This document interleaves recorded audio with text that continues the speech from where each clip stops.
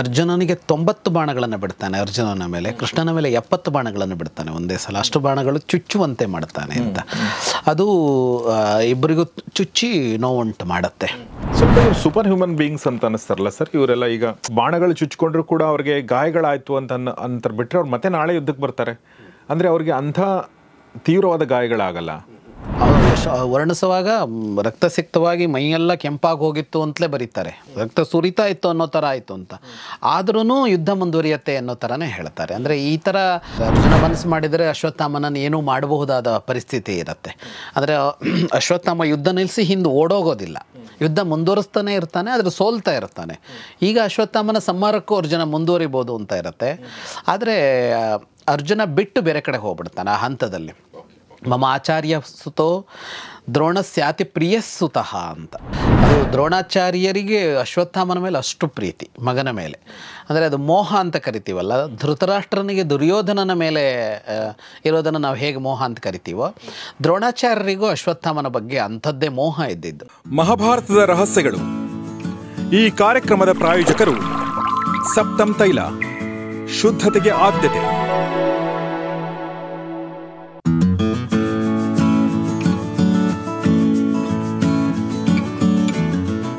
ಮತ್ತು ಓಂ ಶ್ರೀ ಕಾಲಜ್ಞಾನ ಜ್ಯೋತಿಷ್ಯ ಪೀಠಂ, ನಿಮ್ಮ ಎಲ್ಲಾ ಸಮಸ್ಯೆಗಳಿಗೂ ನಿಖರ ಪರಿಹಾರ.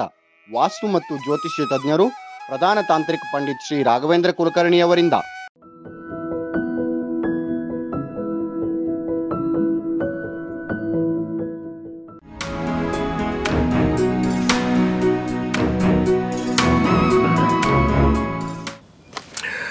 ಸ್ನೇಹಿತರೆ ನಮಸ್ಕಾರ. ಗೌರೀಶ್ ಅಕ್ಕಿ ಸ್ಟುಡಿಯೋದ ವಿಶೇಷ ಕಾರ್ಯಕ್ರಮ ಮಹಾಭಾರತ ರಹಸ್ಯಗಳು. ನಿಮಗೆಲ್ಲ ಆತ್ಮೀಯ ಸ್ವಾಗತ. ನಾನು ಗೌರೀಶ್ ಅಕ್ಕಿ. ನಮ್ಮೊಂದಿಗಿದ್ದಾರೆ ವಿದ್ವಾನ್ Jagadish Sharma Sampa sir. Sir welcome to the show. ನಮಸ್ತೆ. ಕಳೆದ ಸಂಚಿಕೆಯಲ್ಲಿ ಒಂದಷ್ಟು ಯುದ್ಧಗಳು, ದ್ವಂದ್ವ ಯುದ್ಧಗಳು ಎಲ್ಲ ನೋಡ್ತಾ ಇದ್ವಿ. ಬಟ್ ಯಾವುದು ಪ್ರಾಣಹಾನಿ ಅಂದರೆ ಮೇಜರ್ ಪ್ರಾಣಹಾನಿ ಆಗಿರಲಿಲ್ಲ ಸರ್. ದ್ವಂದ್ವ ಯುದ್ಧಗಳು ಮುಂದುವರಿಯುತ್ತೆ. ಒಂದು ಹಂತದಲ್ಲಿ ಭೀಷ್ಮನಿಗೂ ವಿರಾಟನಿಗೂ ದ್ವಂದ್ವ ಯುದ್ಧ ನಡೆಯುತ್ತೆ.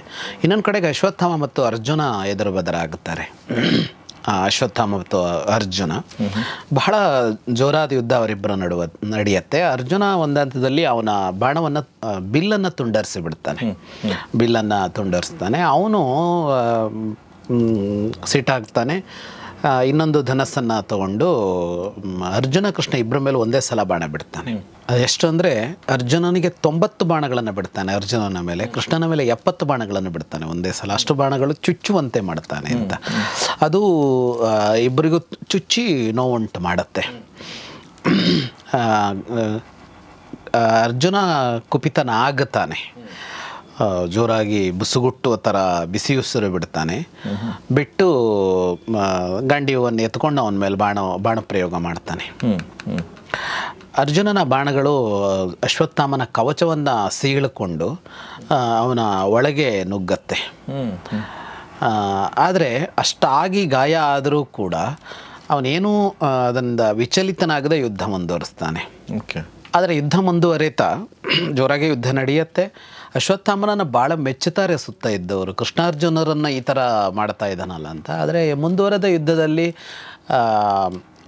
ಅಶ್ವತ್ಥಾಮನಿಗೆ ಹಿಂದೇಟ ಆಗತ್ತೆ. ಅರ್ಜುನ ಗೆಲ್ತಾನೆ. ಅಶ್ವತ್ಥಾಮನನ್ನು ಯುದ್ಧದಿಂದ ಹಿಮ್ಮೆಟ್ಟುವಂತೆ ಮಾಡ್ತಾನೆ. ಹಾಗಂತ ಅವನು ಹಿಮ್ಮೆಟ್ಟಿರೋದಿಲ್ಲ, ಆದರೆ ಅರ್ಜುನನೇ ಅವನನ್ನು ಬಿಟ್ಟು ಹೊರಟು ಬಿಡ್ತಾನೆ. ಅಂದರೆ ಅರ್ಜುನ ಮನಸ್ಸು ಮಾಡಿದರೆ ಅಶ್ವತ್ಥಾಮನನ್ನು ಏನೂ ಮಾಡಬಹುದಾದ ಪರಿಸ್ಥಿತಿ ಇರುತ್ತೆ. ಅಂದರೆ ಅಶ್ವತ್ಥಾಮ ಯುದ್ಧ ನಿಲ್ಲಿಸಿ ಹಿಂದೆ ಓಡೋಗೋದಿಲ್ಲ, ಯುದ್ಧ ಮುಂದುವರಿಸ್ತಾನೆ ಇರ್ತಾನೆ, ಆದರೆ ಸೋಲ್ತಾ ಇರ್ತಾನೆ. ಈಗ ಅಶ್ವತ್ಥಾಮನ ಸಂಹಾರಕ್ಕೂ ಅರ್ಜುನ ಮುಂದುವರಿಬೋದು ಅಂತ ಇರುತ್ತೆ. ಆದರೆ ಅರ್ಜುನ ಬಿಟ್ಟು ಬೇರೆ ಕಡೆ ಹೋಗ್ಬಿಡ್ತಾನೆ ಆ ಹಂತದಲ್ಲಿ.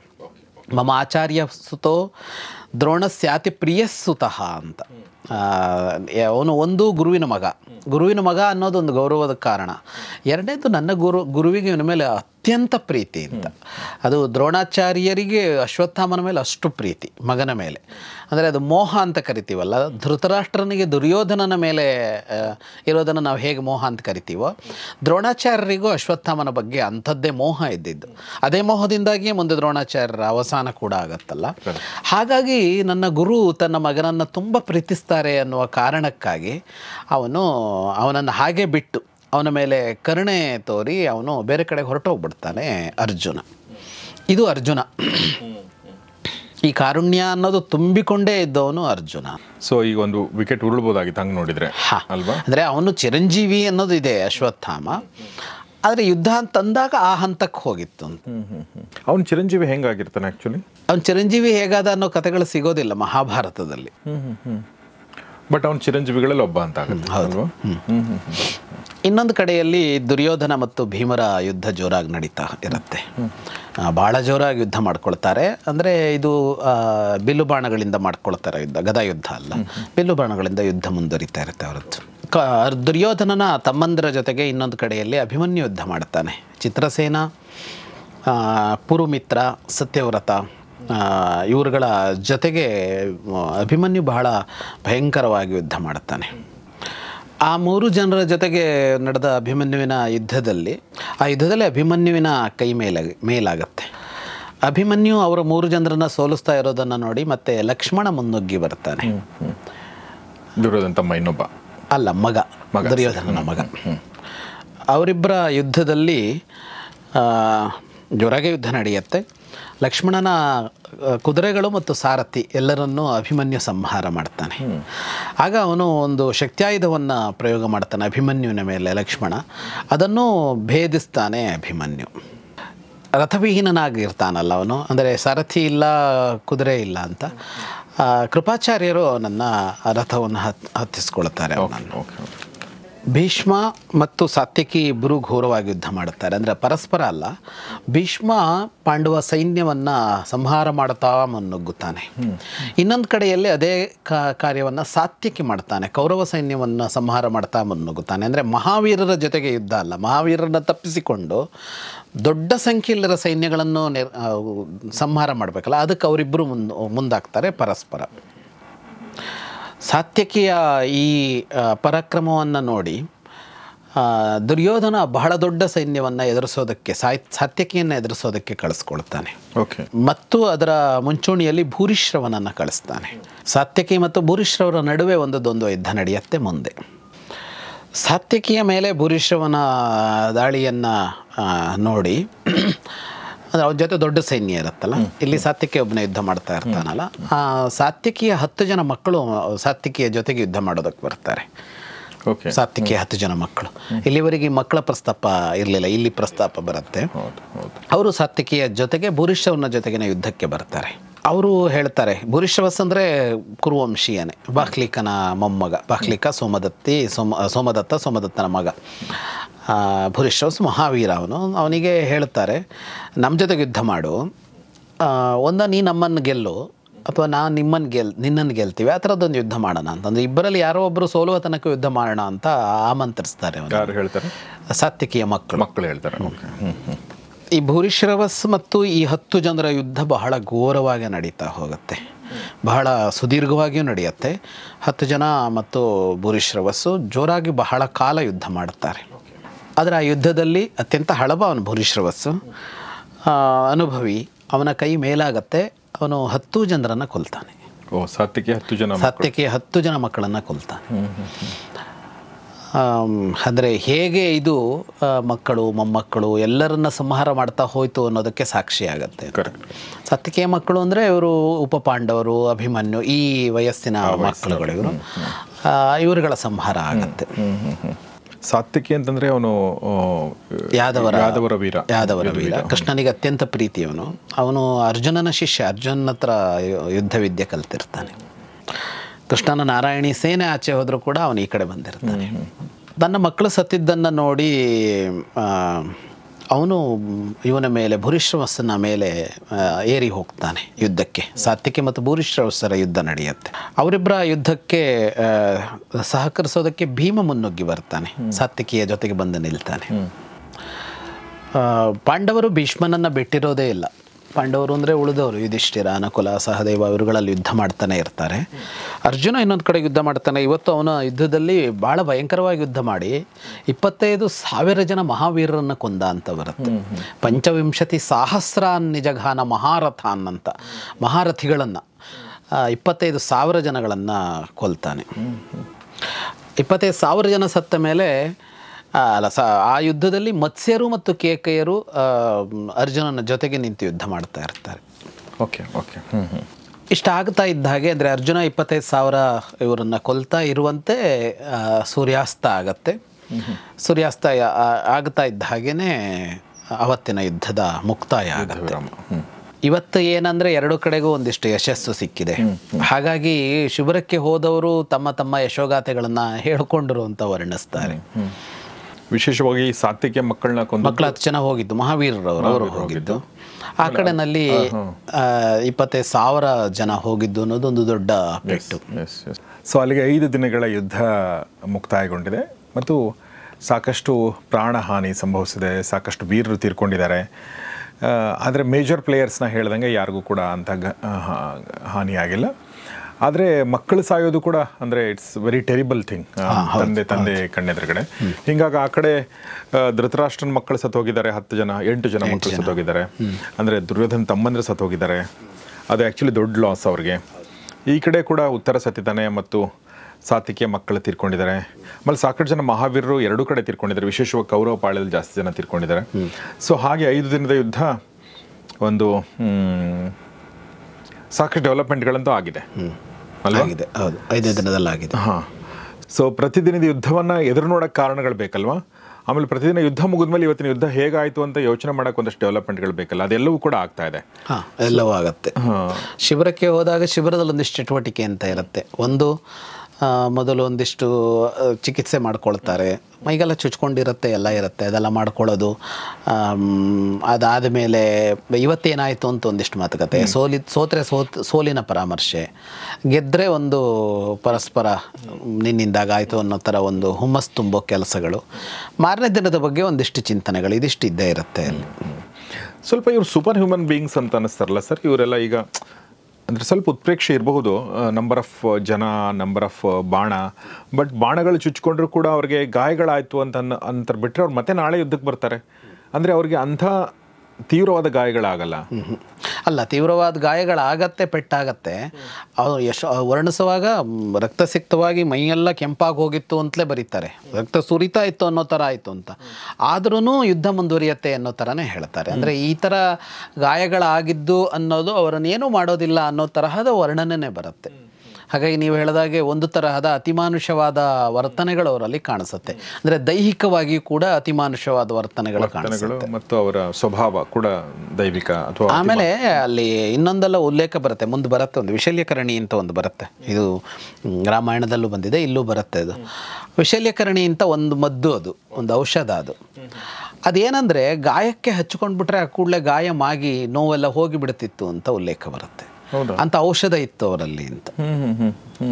ವಿಶಲ್ಯಕರಣಿ. ಶಲ್ಯ ಅಂದರೆ ಚುಚ್ಚೋದು ಅಂತ ಅನ್ನೋ ಅರ್ಥದಲ್ಲಿ ಬಳಕೆ ಆಗಿರೋದು. ವಿಶಲ್ಯ ಅಂದರೆ ಆ ಚುಚ್ಚುವಿಕೆಯನ್ನ ಇಲ್ಲದಂತೆ ಮಾಡುತ್ತೆ ಅಂತ. ಹಾಗಾಗಿ ಬಾಣಗಳನ್ನೆಲ್ಲ ಚುಚ್ಚಿದ್ದನ್ನೆಲ್ಲ ಕಿತ್ಕೊಂಡು ಅಂತ ಔಷಧಗಳನ್ನು ಹಚ್ಕೊಳ್ತಾ ಇದ್ರು. ಅದಿರ್ಲೇಬೇಕು ಅನ್ಸುತ್ತೆ ಬಹುಶಃ, ಇಲ್ಲಾಂದ್ರೆ ಅವ್ರು ಮರುದಿನ ಯುದ್ಧ ಹೆಂಗೆ ಮಾಡಕ್ ಸಾಧ್ಯವೇ ಇಲ್ಲ. ಸಣ್ಣದೇನೋ ಒಂದು ಗಾಯ ಆದ್ರೂ ಕೂಡ ನಮಗದು ಬಾಧಿಸ್ತಾನೆ ಇರುತ್ತೆ ಅಲ್ವಾ? ಅದರಿಂದ ನಮಗೆ ವೈರಲ್ ಇನ್ಫೆಕ್ಷನ್ ಆಗುತ್ತೆ, ನಮಗೆ ಜ್ವರ ಬರುತ್ತೆ, ಏನೋ ಆಗುತ್ತೆ. ಆಮೇಲೆ ಮಾರೋ ದಿವಸ ಆ ಕೆಲಸ ಮಾಡೋದಕ್ಕಾಗೋದಿಲ್ಲ. ಈಗ ಉದಾಹರಣೆಗೆ ಮೊನ್ನೆ ಒಲಿಂಪಿಕ್ನಲ್ಲಿ ಒಂದು ಕೈಗೆ ಪೆಟ್ಟಾಗಿದ್ದಕ್ಕಾಗಿ ಒಬ್ಬಳು ಇದು ಮಾಡದೇ ಇರೋ ಹಾಗಾಯ್ತಲ್ಲ, ಕುಸ್ತಿನಲ್ಲಿ ಅವಳ ಕೈಗೆ ಪೆಟ್ಟು ಬಿದ್ದುಬಿಡ್ತು, ಈ ಯಾವುದೋ ಒಂದು ಬೆರಳಿಗೆ. ಅದರಿಂದಾಗ ಅವಳಿಗೆ ಮುಂದುವರ್ಸೋಕ್ಕಾಗಲಿಲ್ಲ ಅನ್ನೋ ಥರ ಆಗೋಯ್ತು ಅಂತ. ಇದಾಗಲೇಬೇಕಲ್ಲ ಅಂತ. ಈಗ ಯಾವುದೋ ಕೈಗೆ ಪೆಟ್ಟಾದರೆ ಹೀಗೆ ಬಿಲ್ಲು ಬಾಣಗಳನ್ನ ಹಿಡ್ಕೊಳ್ಳೋದು, ಇಲ್ಲೆಲ್ಲ ಪೆಟ್ಟಾಯಿತು ಅಂದರೆ ಗದೆ ಹಿಡ್ಕೊಂಡು ಕತ್ತಿ ಹಿಡ್ಕೊಂಡಲ್ಲ ಹೇಗೆ ಸಾಧ್ಯ? ಕಾಲಿಗೆಲ್ಲ ಪೆಟ್ಟಾಯಿತು ಅಂದ್ರೆ ನಿಂತ್ಕೊಳ್ಳೋದು ಹೇಗೆ ಸಾಧ್ಯ? ಆಮೇಲೆ ಅದು ಒಂದು ಎಫೆಕ್ಟ್ ಹೆಂಗೆ ಮಾಡುತ್ತೆ ಅಂತಂದ್ರೆ ನಿಮಗೆ ನೀವು ಬೇರೆ ಏನು ಕೆಲಸ ಮಾಡೋಕ್ಕೂ ಆಗಲ್ಲ. You want to take rest ಅಷ್ಟೇ ಆಗುತ್ತೆ. ಸೊ ಇಲ್ಲಿ ಆ ಥರದ್ದು ಒಂದು ಅತಿಮಾನುಷ, ಒಂದು ದೈವಿಕ ಒಂದು ಏನೋ ಒಂದಿದೆ ಅಂತ ಅನ್ಸುತ್ತೆ. ಒಂದು ಎರಡನೇದು ಸರ್, ನನ್ನ ಬಹುಶಃ ಇದ್ರ ಬಗ್ಗೆ ಚರ್ಚೆ ಕೂಡ ಮಾಡಿದ್ದೀವಿ, ಇವ್ರ ಹೈಟ್ ಎಲ್ಲ ಜಾಸ್ತಿ ಇರ್ತಿತ್ತು ಅನ್ನೋದೊಂದು ಬಂದಿದೆಯಲ್ಲ. ಮಹಾಭಾರತದಲ್ಲಂತೂ ಅದು ಇದೆ ಅಂತ ನಾನು ರಾಮಾಯಣದಲ್ಲಿ ಇಲ್ಲೂ ಕೂಡ ಇವರು ಹೈಟ್ ಜಾಸ್ತಿ ತಂದು ಬರುತ್ತೆ. ಪ್ರತಿ ಯುಗದಿಂದ ಯುಗಕ್ಕೆ ಇದು ಕಡಿಮೆ ಆಗ್ತಾ ಹೋಗುತ್ತೆ ಅಂತ. ಈಗ ನಾವು ಕಲಿಯುಗದಲ್ಲಿದ್ದೀವಲ್ಲ, ನಮಗಿಂತ ಅವರ ಆಕೃತಿ ದೊಡ್ಡದೇನೆ, ಎತ್ತರ ದಪ್ಪ ಎಲ್ಲ ದೊಡ್ಡದೇನೆ. ದ್ವಾಪರದವ್ರಿಗಿಂತ ಕೃತದವ್ರದ್ದು ದೊಡ್ಡದು ಅಂತ ಹಾಗೆ ಇರೋದು. ಹೌದಾ? ಅವ್ರಿಗಿಂತ ಅಲ್ಲ, ತ್ರೇತೆಯವ್ರದ್ದು ದೊಡ್ಡದು, ತ್ರೇತೆಗಿಂತ ಕೃತದವ್ರದ್ದು ಹೆಚ್ಚು ಅಂತ. ಆಯುಷ್ಯ ಕೂಡ ಹಾಗೆ ಅಂತ ಕಡಿಮೆ ಆಗ್ತಾ ಬರುತ್ತೆ ಅಂತ, ಯುಗದಿಂದ ಯುಗಕ್ಕೆ ಆಯುಷ್ಯಗಳು ಕಡಿಮೆ ಆಗ್ತಾ ಬರುತ್ತೆ ಅಂತಲೇ ವರ್ಣನೆ ಇರುವಂಥದ್ದು. That's very interesting. ಈ ವಿಶಲ್ಯಕರಣಿ ಬಗ್ಗೆ ಯಾರಾದರೂ ಹೆಚ್ಚಿನ ಮಾಹಿತಿ ಇದ್ದರೆ ನೋಡಿ. ಅಂದರೆ ಈಗ ನೋಡಿ, ಫಾರ್ ಎಕ್ಸಾಂಪಲ್ ಈಗ ಸಂಜೀವಿನಿ ಅದರದ್ದೊಂದು ಮೂಲಿಕೆ ಬಗ್ಗೆ ನಮ್ಮ KN ಗಣೇಶಯ್ಯನವರು ಬರೆದಿದ್ದಾರೆ ಅದ್ರ ಬಗ್ಗೆ. ಅದು ನಿಜವಾಗ್ಲೂ ಒಂದು ಇರುವಂಥದ್ದು, ಅದ್ರ ಬಗ್ಗೆ ನಾನು ಓದಿರೋ ನೆನಪಿದೆ. ವಿಶಲ್ಯಕರಣಿ ಬಗ್ಗೆ ಯಾರಾದರೂ ರಿಸರ್ಚ್ ಮಾಡಿದಾರ, ಅದು ಬರೆದಿದ್ದಾರೆ ಅನ್ನೋದ್ರ ಬಗ್ಗೆ ಯಾರಿಗಾರು ಗೊತ್ತಿದ್ದವ್ರು ಹೇಳ್ಬೋದು. ಎರಡನೇದು, ಈಗ ನೀವು ಕೃತಯುಗ, ಈಗ ನಾವು ಕಲಿಯುಗನೇ ನೋಡಿಕೊಂಡ್ರೆ, ಈಗ ಸುಮ್ಮನೆ ನಮ್ಮ ಜನ್ರೇಷನ್ ನೋಡಿಕೊಂಡ್ರೆ ನಮ್ಮ ತಂದೆ ತಾಯಿಗಳೆಲ್ಲ ಕೂಡ ನಮ್ಗಿಂತ ಹೈಟ್ ಕಡಿಮೆ ಇದೆ. ನಾನು ಅಬ್ಸರ್ವ್ ಮಾಡ್ದಂಗೆ ನಮ್ಮ ಇಡೀ ಜನ್ರೇಷನಲ್ಲಿ ನೋಡಿದರೆ, ಈಗ ನನ್ನ ಫ್ರೆಂಡ್ಸ್ ಎಲ್ಲ ನೋಡಿದ್ರೆ ಅವ್ರ ತಂದೆ ತಾಯಿಗಳಿಗಿಂತ ನಾವೆಲ್ಲ ಎತ್ತರ ಇದ್ದೀವಿ, ನಮಗಿಂತ ನಮ್ಮ ಮಕ್ಕಳು ಎತ್ತರ ಇದ್ದಾರೆ. ಅಂದರೆ ಬಹುಶಃ ಈ ಇದ್ರದ್ದು ಈ ಏನು ಹೇಳಿ, ನಮ್ಮ 200 ವರ್ಷಗಳ 300 ವರ್ಷಗಳ ಮುಘಲ ಆಡಳಿತ, ಆಮೇಲೆ ಬ್ರಿಟಿಷರ ಆಡಳಿತ ಎಲ್ಲ ನಮ್ಮ ಸಂಪತ್ತನ್ನು ಸೂರೆಗೊಂಡು ಬಡತನಕ್ಕೆ ಹೋಗಿದ್ವಿ ನಮ್ಮ ಇಡೀ ಜನರೇಷನ್. ಹೀಗಾಗಿ ಊಟಕ್ಕೆ ನಿಜವಾಗ್ಲೂ ಪೌಷ್ಟಿಕಾಹಾರ ಸಿಕ್ಕಿದ್ದೇ ಇಲ್ಲ. ಹೀಗಾಗಿ ನಮ್ಮ ತಂದೆ ಮತ್ತು ಅವ್ರ ತಂದೆ ಜನರೇಷನ್ ತುಂಬ ಕಷ್ಟದಲ್ಲಿ ಜೀವನ ಮಾಡಿದ್ದಾರೆ. ನಮಗೆ ಊಟಕ್ಕೇನು ತೊಂದರೆ ಇಲ್ಲ. ನಮ್ಮ ಮಕ್ಕಳಿಗೆ ಊಟದ ಜೊತೆಗೆ ಪೌಷ್ಟಿಕಾಹಾರ ಕೂಡ ಸಿಗ್ತಾ ಇದೆ. ಹೀಗಾಗಿ ಅವ್ರ ಹೈಟ್ ಜಾಸ್ತಿ ಆಗ್ತಾ ಇದೆ. ಈಗ 6 ಅನ್ನೋದು ನಾರ್ಮಲ್ ಆಗಿದೆ. ನನ್ನ ಮಗ ಅಂತಲ್ಲ, ನನ್ನ ಎಲ್ಲ ಫ್ರೆಂಡ್ಸ್ ಮಕ್ಕಳು ನೋಡಿದರೆ ಎಲ್ಲರೂ ತಮ್ಮ ತಂದೆಗಿನ ಹೈಟ್ ಜಾಸ್ತಿ ಇದ್ದಾರೆ. 6'1", 6'2" ನಾರ್ಮಲ್ ಆಗಿದೆ. ನಮ್ಮ ಟೈಮಲ್ಲಿ 5'7", 5'8", 5'9" ಇದೇ ಇತ್ತು. ಅದಕ್ಕಿಂತ ಮುಂಚೆ 5'2", 5'3" ಈ ಥರ ಇತ್ತು. ಅಂದರೆ ಇದು ಬೇರೆ. ಬಟ್ ಇಡೀ ಒಂದು ಯುಗ ಬದಲಾದ ಹಾಗೆ ದೊಡ್ಡ ಪ್ರಮಾಣದಲ್ಲಿ ಹೈಟು ಹೆಚ್ಚು ಕಡಿಮೆ ಆಗೋದಿದೆಯಲ್ಲ, ಅದು ಸ್ವಲ್ಪ ಆಶ್ಚರ್ಯ ತರುವಂಥದ್ದು. But anyway, so that is the history. So ಈ ಬಗ್ಗೆ ಇನ್ನಷ್ಟು ಚರ್ಚೆಗಳಾಗಲಿ, ಸಂಶೋಧನೆಗಳಾಗಲಿ, ಅಥವಾ ಸಂಶೋಧನೆಗಳಾಗಿದ್ದರೆ ಅದ್ರ ಬಗ್ಗೆ ಮಾಹಿತಿ ಸಿಗಲಿ ಅಂತ ಹೇಳ್ತಾ, ಈ ಎಲ್ಲ ವಿಚಾರಗಳು ನಮಗೆ ಹೇಳ್ತಿರುವಂಥ ಸಂಪತ್ ಸರ್ಗೆ ಧನ್ಯವಾದಗಳನ್ನ ಹೇಳ್ತೀನಿ. Sir, thank you very much. 5ನೇ ದಿನದ ಯುದ್ಧವನ್ನು ಇಲ್ಲಿ ಮುಗಿಸಿದ್ದೀವಿ. 6ನೇ ದಿನದ ಯುದ್ಧಕ್ಕೆ ಪದಾರ್ಪಣೆ ಮಾಡೋ ಮುಂಚೆ ನಿಮಗೆ ರಿಕ್ವೆಸ್ಟು, ಎಲ್ಲ ಸ್ನೇಹಿತರೊಂದಿಗೆ ಶೇರ್ ಮಾಡಿ ಮತ್ತು ನಿಮ್ಮ ಅನಿಸಿಕೆಗಳನ್ನ ತಿಳಿಸಿ. ನಾನು ಈಗಾಗಲೇ ಹೇಳಿರುವ ಹಾಗೆ ನಾವು ಪ್ರಶ್ನೋತ್ತರ ಸರಣಿಯನ್ನು ಕೂಡ ಮಾಡ್ತೀವಿ. ನಿಮ್ಮೆಲ್ಲ ಪ್ರಶ್ನೆಗಳು, ನಿಮ್ಮೆಲ್ಲ ಅನುಮಾನಗಳಿಗೆ ಉತ್ತರ ಕೊಡುವಂಥ ಪ್ರಯತ್ನವನ್ನು ಮಾಡ್ತೀವಿ. ಸರ್ ಮಾಡ್ತಾರೆ ಅಂತ ಹೇಳ್ತಾ ಇವತ್ತಿನ ಎಪಿಸೋಡ್ ಮುಗಿಸ್ತಾ ಇದ್ದೀನಿ. ನೋಡ್ತಾರೆ ಗೌರಿ ಶಕ್ತಿ ಸ್ಟುಡಿಯೋ, ನೋಡ್ತಾರೆ ಮಹಾಭಾರತ ರಹಸ್ಯಗಳು. ನಮಸ್ಕಾರ. ಮಹಾಭಾರತದ ರಹಸ್ಯಗಳು ಈ ಕಾರ್ಯಕ್ರಮದ ಪ್ರಾಯೋಜಕರು ಸಪ್ತಮ್ ತೈಲ, ಶುದ್ಧತೆಗೆ ಆದ್ಯತೆ.